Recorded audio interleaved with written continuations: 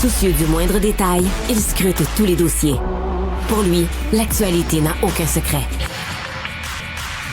Alexandre Dubé. Décidément, ça a été toute une semaine, encore une fois, pour la CAQ, après des déclarations fracassantes, notamment du premier ministre qui dit aux maires c'est toujours plus facile de quêter de l'argent à Québec.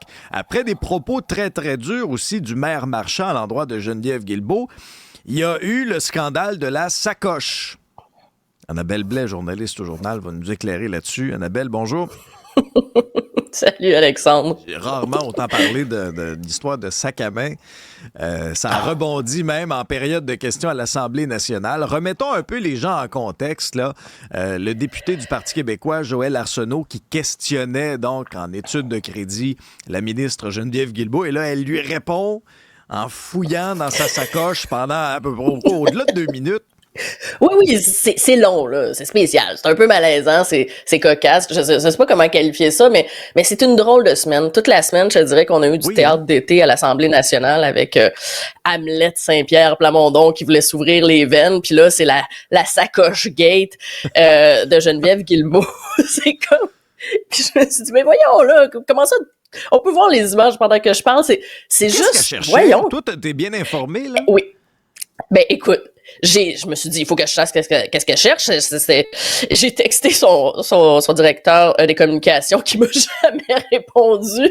Je pense que ça leur tentait pas de faire vivre cette histoire-là. Mais finalement, l'histoire devenait tellement grosse que Mme Guilbeault est obligée de s'expliquer et elle cherchait un document. Mais là, après, elle nous dit, elle cherchait il était bien creux, là. Il est dans le fond. Il est 8,5 par 11, un document. Je veux dire, à quel point ça est grosse.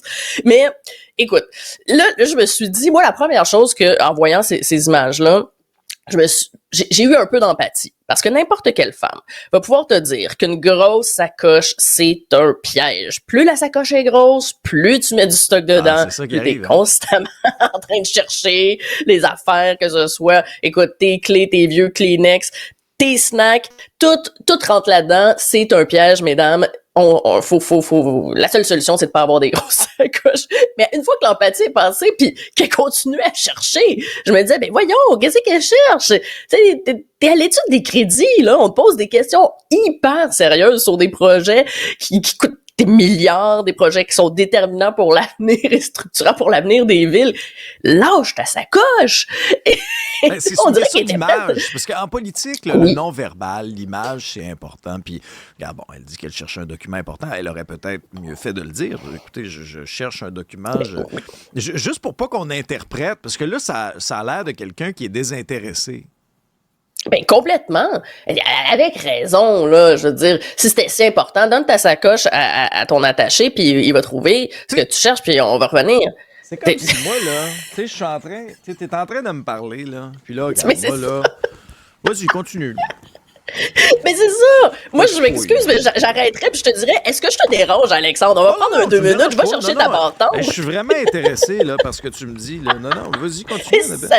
C'est ça, je ne comprends pas. Moi, je suis très sensible à ça. Pour vrai, là, ça me gosserait en bon français. J'ai trouvé que Joël Arsenault était quand même patient parce qu'il arrête pas. Il continue à poser des questions très sérieuses. Oui, mais de lui ramener ça dans la période de questions. Exactement. Et par après, sur les réseaux sociaux aussi, là, tu sais, ça a été relayé par tous les péquistes en disant voilà l'illustration de la désinvolture de la ministre Guilbeault face à un exercice important qui est l'étude des crédits, qui est un exercice de reddition de comptes. Et Paul Saint-Pierre Plamondon a aussi fait un parallèle avec François Legault, parce que François Legault s'arrête plus dans les couloirs pour répondre aux questions des journalistes et Monsieur Saint-Pierre Plamondon trouve... Ben oui, ben c'est ça. Mais là, une chance que le Canadien ne fait pas une série. On espère avoir plus de réponses, mais non.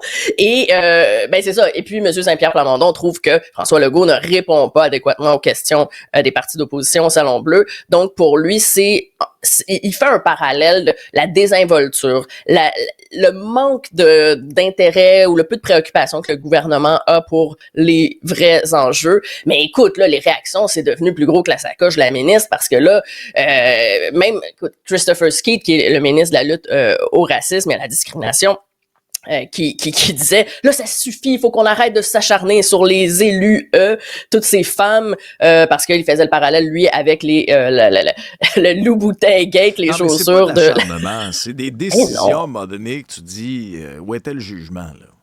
C'est pas de l'acharnement. Ben, exactement. Oui, parce que, tu sais, voyons, c'est l'étude de crédit, un peu de décorum, là. Je veux dire, bon, après, c'est pas le scandale du siècle, mais le non-verbal parle. C'est quand même particulier, là. Je veux dire, moi, je pense que ces images-là ont beaucoup circulé aussi parce que c'est quand même drôle de voir la ministre comme ça, là. C'est comme, est-ce qu'on vous dérange dans votre grande journée occupée? Enfin, tu sais, voilà. Je pense que ça a vécu le temps que ça a vécu. Il y a eu d'autres controverses toute la semaine. Mais c'est une distraction. C'est inutile. Le gouvernement n'a pas besoin de cette distraction-là. C'est pas besoin là de pendant 2 minutes chercher quelque chose dans le sac à main. Là, calmons-nous là. Puis toutes les réactions autour aussi. Je pense que là tout le monde est dû pour une petite camomille en fin de semaine. Oui. Puis chacun gère sa fougère. Oui, mijoton ça en fin de semaine. Moi, j'avais jamais entendu ça. Moi non plus. Ça manquait à je ma pense culture, qu'elle l'a dit peut-être 3 fois cette semaine.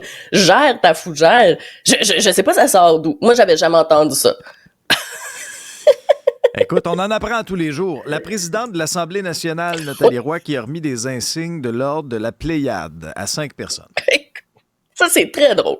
Parce que elle remet cet ordre-là, et ça, là, c'est pour des gens dont le parcours marquant a rayonné dans toute la francophonie. Il y a Michel Jean qui a reçu l'ordre cette semaine, Kim Thuy, Joséphine Bacon et Chantal Soucy.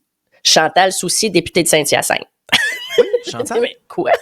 Chantal qui doit pas être beaucoup connue en dehors de sa circonscription et même dans sa circonscription. Et qu'est-ce qu'elle a fait, Chantal?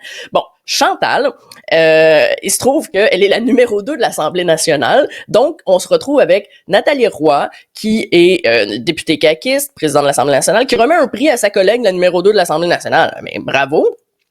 Et j'en revenais comme pas, j'ai posé des questions et bon, il se trouve que Madame Soucy, à titre de vice-présidente de l'Assemblée nationale, elle est aussi membre de l'Association parlementaire de la francophonie et elle est présidente du réseau des femmes parlementaires.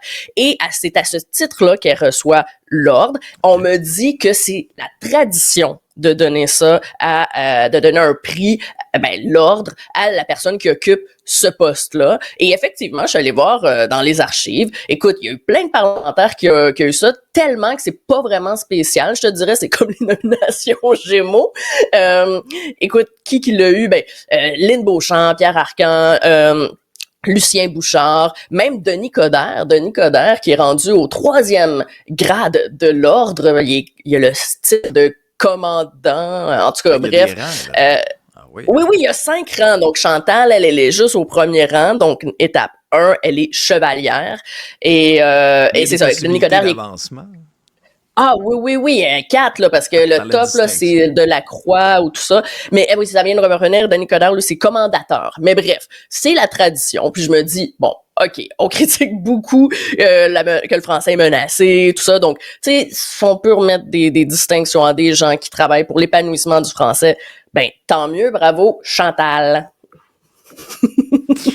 T'es juste jalouse. Mais oui, il est où mon ordre, moi? Moi, je vais t'en donner une médaille, Annabelle. Hey, merci beaucoup. On se retrouve pour une prochaine discussion. Salut.